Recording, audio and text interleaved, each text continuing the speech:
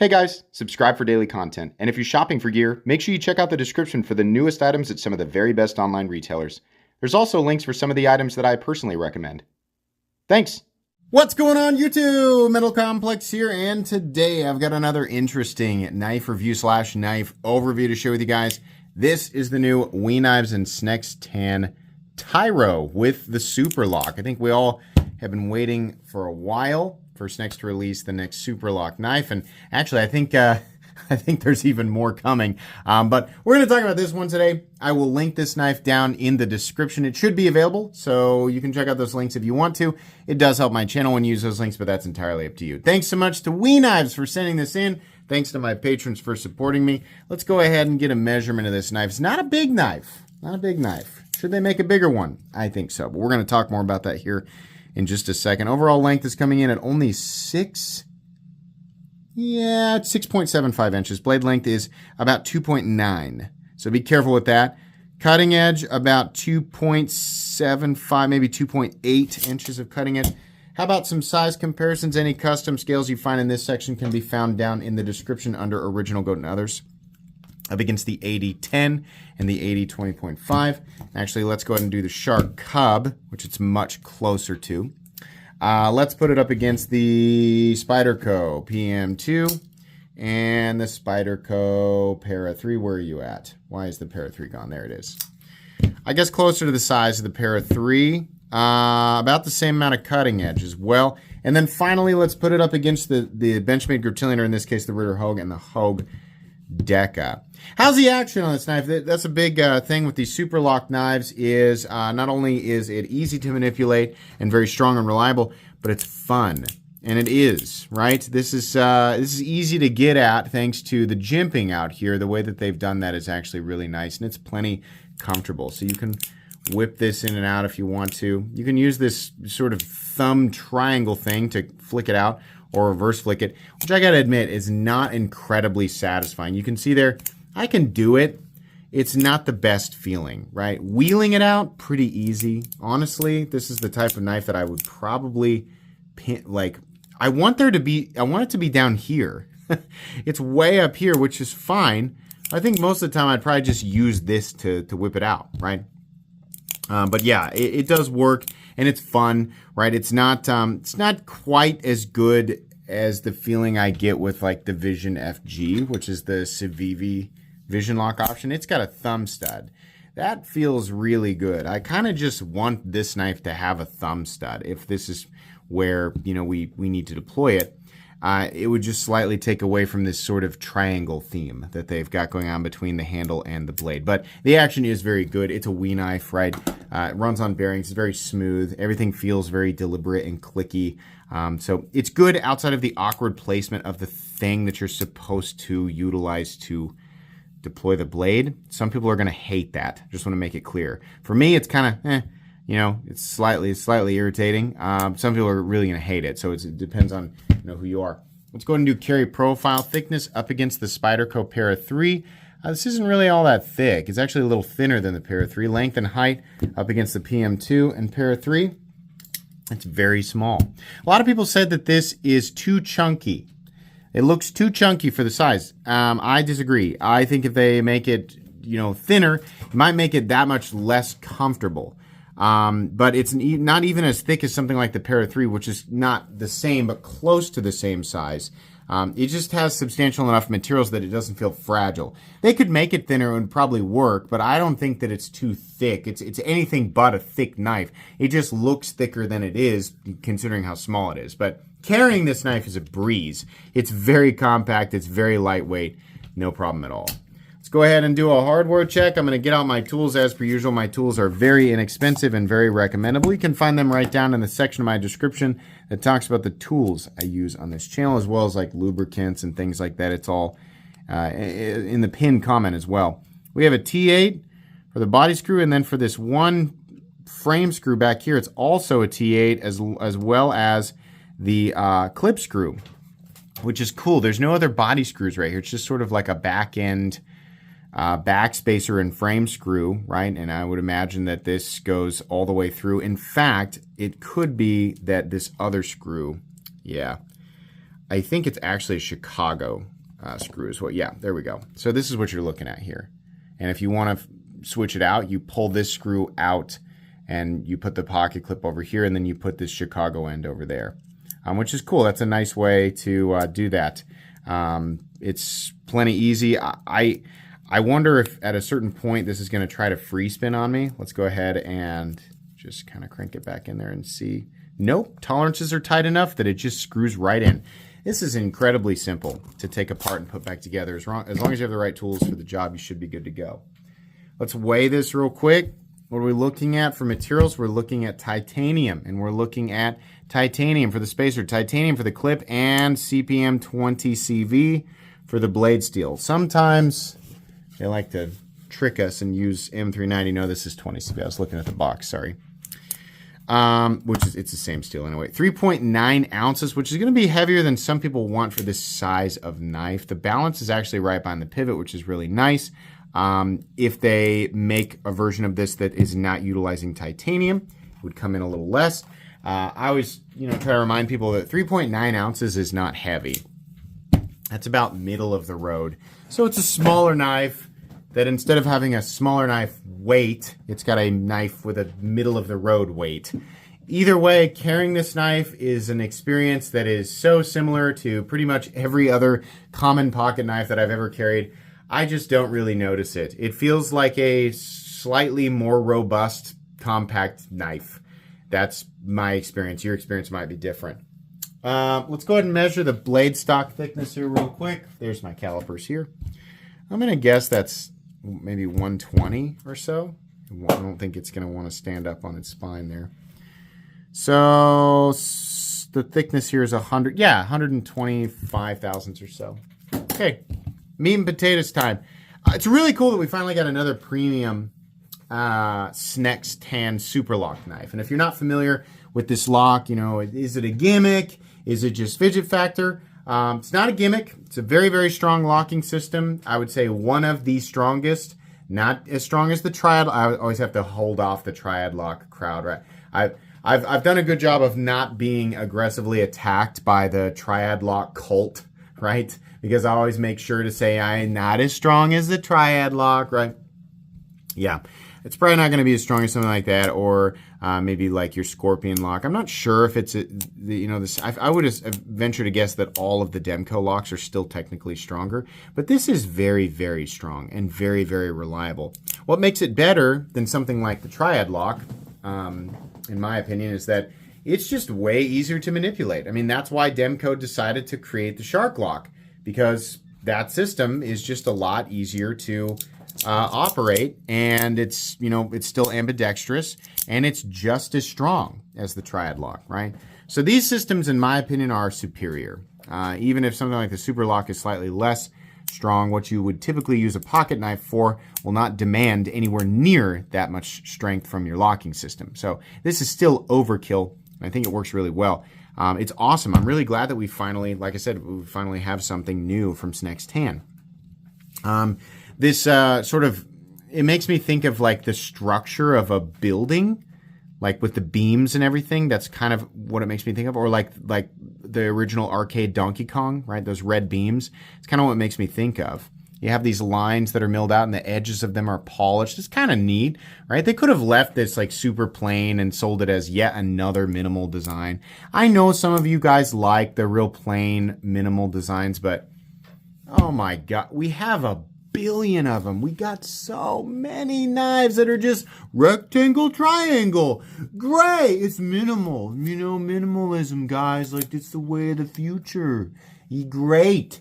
But everything looks the same. I've reviewed 14,000 minimalist knives. So I'm glad that we've got something else. Even if it doesn't appeal to everybody, it allows this knife to be distinct. The WE Tyro, despite having a classic blade profile and classic handle profile, does not look the same as most knives out there. I know someone's going to be like, they look like the Gerber barrel frame. Yeah, if you're stupid. I'm sorry. I'm sorry. I'm sorry. I said it in my head and I thought, you either got to dedicate to it or you got to pull the reins back. And I decided to dedicate. Somebody's going to get real mad at me for that. You know, and to that person I say, I don't care. Yeah, in the sense that it's gray and has holes in it, it does look like a paraframe. But I think most people, after seeing both, will be able to identify the WE Tyro. My whole point is, the way that this looks is... I'm sorry. The way that this looks is distinct, and I appreciate it.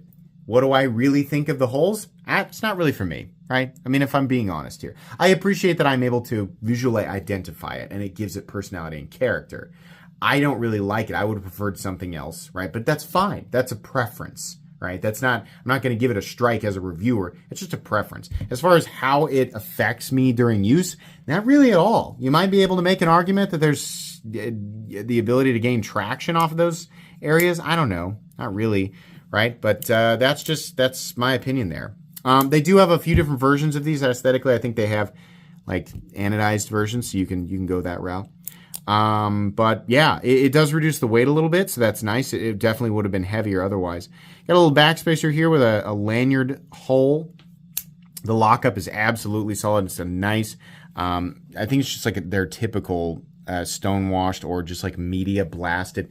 They have their stone washing and their blasted blades have become so similar. It's hard for me to tell the difference, right? Whether they call this blasted, it probably says right on the box what they've done to it, right? No, it says stone wash. So this is not a blasted blade. It's a stone wash blade. As is the case with all WE 20CV knives, they have decided to stick with the 59 to 61 HRC range, which is fine. Just like most of you, I would prefer they bumped it up to 60 to 62, but okay, you know. Their coated blades are, in my opinion, in an unacceptable range of 58 to 60. So if you're going to pick up a WE knife in 20CV, pick up one that's not coated. That's just my opinion. Cutting geometry, it's not thin edge, it's not thick edge, kind of in between, right? Slicing capabilities of the factory edge. Cutting paper doesn't really prove anything. Obviously, it's going to change depending on what you're cutting. But WE does a really good job with their factory edge. And despite this not being the thinnest blade in the world, geometry's fine. Like your typical knife tasks are going to be easy to complete with something like this. I enjoyed carrying this. This put a smile on my face every time I got it out to use it, right? Something that I did notice is because of the shape of this handle, it really wants you to lock in 3 fingers and then it wants you to leave your pinky out in the cold to die. It is not an overly accommodating ergonomic setup. And it's not that it's uncomfortable, it's just awkward because I'm like, what am I supposed to do with my pinky? Yeah, you can choke up here and you can put the pinky right on top of this, but it doesn't feel like it was made for that. I wish that they had just left this off because I'm not really gaining any major lock-in from it. I think it was more of a design choice, right? The edges are all chamfered down, so even as awkward as it feels, nothing's uncomfortable. Nothing feels sharp. It's just weird. Which brings me to my next point, and the point that many of you will make. I want a bigger one. I think that this will be fine for many people, and I'm not saying stop making this one and only make a bigger one. I'm saying make the exact same thing and make it bigger. Consider shaving this off. But for real, make an 8-inch version of this. People would love that. And also, you know, consider maybe a different texture or holes or what. Sneck seems to like holes. So we probably should expect that. A lot of people are going to point out he did make a bigger Superlock model, and it's coming through Civivi. You're right. I can't wait for that one. But I think that the Tyro is an aesthetic that people do appreciate for its immediately identifiable aesthetic factors, right? It's got that kind of unique personality. And I think a lot of people would just really enjoy a larger one alongside it, right? The Tyro XL or something like that. I understand that his goal with this was to make a lightweight, compact Superlock knife. Fine. But you also made a knife that would translate really well as a larger knife. 8 to 8.25 inches. I would love this. You could even scale up the titanium and make a real robust version of it. I think people would love that. This is sitting at 124 thousandths. Make the bigger one 140 thousandths, right? Go on full robust. I think it would. This would be an incredibly satisfying sort of semi-overbuilt knife. And it would probably cost a lot more money, but I think a lot of people would really like it. Again, that doesn't mean that there's anything wrong with this version. It's just a little bit awkward. There's a lanyard hole. Great. I don't really care about that, but some people do. Left and right-handed mounting positions for the pocket clip. A lot of people were worried that because this sits on this ledge, the pocket clip, like the ledge of this hole, like the pocket clip would be pinchy. This is an argument that doesn't really make a lot of sense to me. I think that people assume that, and then in practice they find out that it's not really the case, and then they just don't say anything about it. Of course, now that I've said that, there will be people who rush to the comments to contradict me, which is just the nature of this. But truthfully, the fact that it's sitting on the ledge of that doesn't make it that much different for me. I think it has much more to do with pocket tension, or I'm sorry, with pocket clip tension and the surface that it's actually riding on. So for me, if the tension on the pocket clip is really, really high and it's riding directly on top of texture, right, then that creates more of an issue for me. But sitting on the ledge of something, I mean, the ledge or the hole doesn't really change how my pocket interacts with that space. It's the material underneath the bill of the clip, right? So I don't know why people say this, if it's an assumption or there are other variables that are creating a less than pleasant experience and they're just assuming it's because it's on the ledge, right? A lot of people say this about pocket clips that land like on or near the relief cut on a frame lock. I don't find that to be much different, right?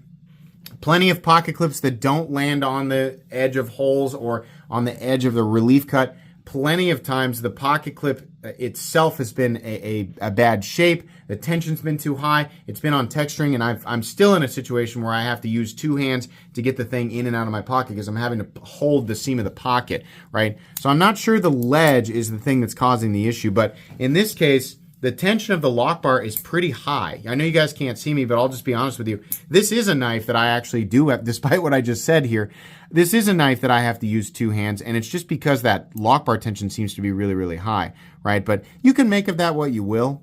I don't know that, because the part that it's riding on is still a solid part of the frame, right? And there's plenty of space for my pocket seam to pass under that bill. I'm actually going to see if I can force this into my pocket. I'm wearing sweatpants, which is a perfect, right? If I can't do it with one hand, I'm going to pull my pants down. Yeah, I actually still can do it. I have to fight it a little bit, right? So your experience of that might vary. I think if you're wearing jeans, you'll probably be fine, right? Either way, I think the clip is slightly pinchy, but I don't know that it has a lot to do with this hole right here. Whatever, people can agree or disagree with me, that's fine. Lockup, Superlock, completely and totally solid. I got no movement here, no lock stick, no pivot lash, smooth and consistent in here. It's obviously smoother if you pull the lock back, right? The lock itself, it's creating the detent, which is not very heavy. I wonder if I can. Yeah, it takes a little bit of effort. Yeah, I can get it. Takes a little bit of effort, though. Centering, it has stayed perfect the entire time, right? No movement unless you pull up on it, but it's really cool. One of the less expensive premium WE knives at $229. Do I think that's a fair price tag? Yes. Do I think this knife is going to appeal to everybody? Absolutely not. But I think it's good enough that people will enjoy it.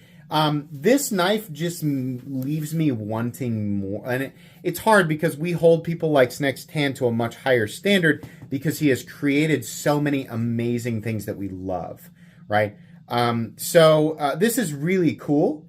And if I had never heard of Snex Tan before or the Superlock, I would probably be absolutely crapping my pants over this right now. So let me say, like, this is very good. And in general, I'm going to recommend it, especially for people who are looking for a lightweight, compact, ambidextrous premium knife in this price range. Yeah, it's really cool. Could it be better? Absolutely. This particular size, and I think that he should consider offering the same knife, but larger. I think people would really like that. Snex, if you do that, I would really consider just shaving this last butt end off. I know that makes the profile of the handle like way less interesting, and some people are going to consider like losing the benefit of lock-in, which I don't really feel like is present there. You could also make the argument that on a bigger knife, that area is even more important, right? So I don't know. I think ergonomically it'd be more comfortable if you just shave that off. But yeah, this is a cool knife. It doesn't absolutely blow me away. I don't think it's like best of 2024 material, but it's very cool. I like it. Obviously, Snex is going to bring us a lot of really interesting stuff in the years to come, and I'm here for it. So generally recommendable. I think it's got a great price tag on it. I think you'll like it one way or another. I'll put it in my most recommended knives playlist. That's going to be it today, guys. Please make sure to follow me on Instagram at metal_complex. If you enjoyed this video, leave a like. If you'd like to check out my other content, I do, of course, have lots of videos of knives that are either expensive or inexpensive that I do or don't like, so check those out. And if you enjoy all my content, go ahead and click on that Metal Complex logo right there and subscribe because there's definitely more coming. Thanks again for watching, everybody, and have a great day.